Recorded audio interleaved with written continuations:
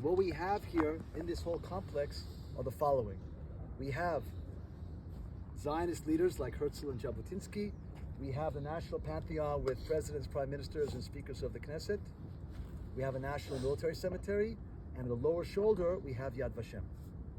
They're all part of the same mountain complex. There was a big debate as to where to have this national cemetery. It wasn't obvious, and the debate actually took place well before the state was established. So, for example, I don't know how much you're familiar with this, but a very important Zionist leader called Menachem Usishkin wanted to turn Mount Scopus into a new national pantheon, so he made sure he was buried there. But 1948 or 1949, the war's over, and Mount Scopus is surrounded by Jordan, so that's not going to play out. Okay, and of course, Mount of Olives, which is a traditional, classic, ancient Jewish cemetery, the Zionists were not so keen about that because the Zionist movement was not a religious one. Okay, and they were not so interested in Mount of Olives becoming the national pantheon. What's interesting is, when this area was chosen, it was chosen first of all because it's the highest mountain in West Jerusalem. Okay, number one, so you can see kilometers and kilometers around. It didn't belong to, it wasn't owned by Arabs, so you weren't putting the cemetery where you're taking away Arab land or something like that. It doesn't mean there weren't Arab villages close by before 48. I didn't say that, but the land itself was not owned by Arabs, so that you could buy the land, or the Zionists owned the land so they could do it. What was it called before? Well, I'm having a blackout right now. I'm having an aging moment. Next Tuesday I will tell you. Oh. I'm sorry. I'm having a moment. What you had very close by here was Ein Karim. Ein Karim, but it's below us. It's but they owned some lands on the slopes down below, but not this high up. It wasn't that big. Think about where Ein Karim is and where we are. We're still pretty far away, but we're also not that far away. Okay. In any event, we weren't taking away Arab lands. This was also conceptually important. So what year did they start using it? Excuse me? What year did it start? So hang on one second. Okay.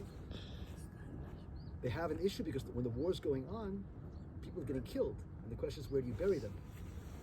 Now, Herzl was buried in Vienna. He's not buried here. Okay, Herzl died in 1904. And he'd written in his will that he wanted to be buried, in a Jewish state. Okay, it's clear that he'd be reinterred. So he had to bring him from Europe, and this couldn't happen actually because of World War II. It couldn't happen until after the war and until actually Israel was established. Okay, there was also a question of design. What would it look like? What would his tomb look like? Who would design it? So a big competition was created, and the person who won it, and this is a name you should write down, was Joseph Klarwein, Klarwein. I know it's a crazy name, and I'll tell you why the name's important, because not only did Klarwein win this competition, develop this, he also designed the Knesset, and he designed the overall layout of Kiryat Al-Om, the government campus. So he's kind of an unknown. Most Israelis have never heard the name, okay? But he was actually a very significant Israeli architect in the early years because he had some big projects, and this is one of them. And at the end of the day, a decision was made to make a pretty modest monument. Guys, this is it. You're seeing a tombstone, which is pretty basic. It's a rectangular basalt tombstone, and all it says is Herzl. That's it. Like, that's enough. You'll know who it is.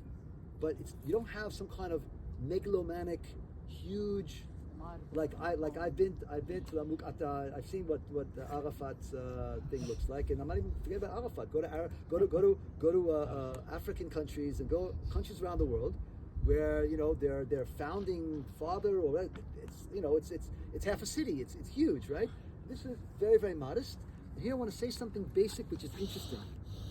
In Israel's first 30 years, there was a deep sense that the country was a poor country economically, had to develop itself for its people, and couldn't play this game of having monumental, spectacular palaces for the president, the prime minister, this, that. And you look around Israel till today, Prime Minister's residence is not that crazy. It's not a palace, okay? Even the president's house is not that crazy. It's not that spectacular compared to many countries. We're not a poor country today, okay? So, but there was a concept in the early years that, and this is very different from Israel today, I have to say to you, honestly. It's a modesty of where you're going to spend your money. It's got to be for the common good, and it's not for the splashy. And think about it. We said this in the classroom. How many countries emerged after World War II in Africa and Asia? And you see their government palaces, their palaces, or mausolea. Look, that's it. Look at. It's nothing. It's a small rectangular. And this is the guy who envisioned the state. And here I just want to say a few words about Herzl, because it's quite remarkable. We have somebody, okay, who visited this country once. He was a very assimilated Jew. He was not religious at all, not religious whatsoever, okay? He wasn't even that much in contact with Jewish life and Jewish community. And in 7 years of activity, that's it, 7 years of activity, he succeeds in creating a political movement with a mechanism to achieve his goals. This is a guy who has a vision, and the vision is, I want to get there. What do I have to do to get there? Not I'm getting there. I want to get to there. How do I get there? What do I have to do? So he is a man with a vision. He has a plan of how to implement it, and he creates the mechanisms to make it happen. Now, his plan was the wrong plan for his day. Because his plan was, we have to convince the international community that we Jews deserve a state. We shouldn't settle here. We shouldn't buy land. First of all, convince the world that we deserve a state, and only afterwards purchase land and settle here. Who did he have to convince? The Ottoman Turks. The Ottoman Empire was collapsing. The Ottoman Empire was collapsing. And there were tens of ethnic religious groups that wanted self-determination. They'd have to be insane to let the Jews do it. Not let everybody else do it. No way. In his day, it was a crazy idea, but actually it's the idea that actually won the day. He dies in 1904. Balfour Declaration, 1980, and it's just the British. But 1920, when the League of Nations ratifies it, that's the international community. And then we fast forward to November of 1947, the partition. So his concept, which was wrong for his own time, was ultimately the right concept. That's very interesting. He builds a political mechanism to raise money, to get people involved. And he was mostly involved in diplomacy himself. And he visited here once, and he saw these different Jewish communities. This is very nice, okay, thank you. But he didn't think that was the right way to go. He said, first of all, we have to get the international community on board. Also, and I want to say this very, very transparently. I'll raise the question, I'll answer it. How did Herzl view, what was his view of the fact that the overwhelming majority of the population living in Palestine, when he's coming up with his plan in 1897, were Arabs, with a tiny, tiny Jewish minority here? How did he view this with the Arabs? And his view, I'm talking now about specifically Herzl took a very Eurocentric, patronizing view that we are going to develop and good for all the inhabitants. That we're going to bring technology here. We're going to develop this country. And, guys, when the water rises, all the boats rise together. That was it. That was not his sentence, but that was the concept. That everybody's going to enjoy from the prosperity, so will the Arabs. And it's going to be a democracy. That was his concept. Jabotinsky over there, very right-wing, I'm going to surprise you. Jabotinsky did not disparage or disrespect the Arabs. He said the Arabs in Palestine are going to want their country. They're going to want their state. And their goals and our goals don't work together. And there's going to be conflict. He didn't say, let's go kill them. He said, I'm quoting Jabotinsky now, we have to stand like an iron wall. And if we stand strong as an iron wall, the Arabs will accept, they're realists. The Arabs are realists. and they will accept the reality that the Jews are here to stay and are connected, and then they will sit down and live side by side with us. Okay? Not as underclass, side by side with us. That was Jabotinsky. That's not the great-grandchildren of Jabotinsky today. I'm talking about Jabotinsky is writing these things. It's called the Iron Wall. This was his concept. The exact opposite. And by the way, he said in order to have the Iron Wall, we have to have a superpower that's going to block us, is going to back us up. And you know who he thought the superpower would be? You want to guess who he thought it was going to be? The British. The British who exiled him. The British who his group, the Herzl, fought against. He said no. The British are the ones. By the way, Ben Gurion was the first Zionist leader to understand on the eve of the outbreak of World War II that we're entering into the American century. It said that we need to get America to back us up. Ben Gurion was very, very, very forward-looking, thinking, and he was active during World War II in America, trying to get support not just from the Jews there, but from non-Jews and the political class. He got it early. Jabotinsky and Weizmann, they were all Anglophiles. They all thought England was the way, and they were born in an era when the British Empire was strong. But Ben Gurion understood that at the end of World War II, the British are finished. He was right, they were finished. No more British Empire, end of World War II. And he understood the strongest were going to be the Americans. He got it early on. It's very interesting. So this is important that we look at these things. So Herzl, in 7 years of activity, died very young. He was 44 years old when he died. In 7 years of activity, that's all his Zionist activity, creates a political movement, a mechanism to get it going, a concept, and 50 years after he lays the idea on the table, we get a state, which is very fast in terms of big history, okay? And it's very interesting. So far, so good? Okay. His body has to be reinterred. It's flown around the country.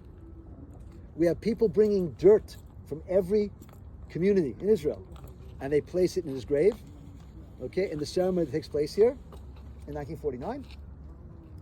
And basically, it's going to be like 10 years till they set up the tombstone, because they were arguing about what it should look like, because there were ideas of having something massive or whatever. But the idea here is this is a big square, and once again, guys, here is where Israel's Memorial Day closing ceremony takes place. The opening ceremony is at the Western Wall.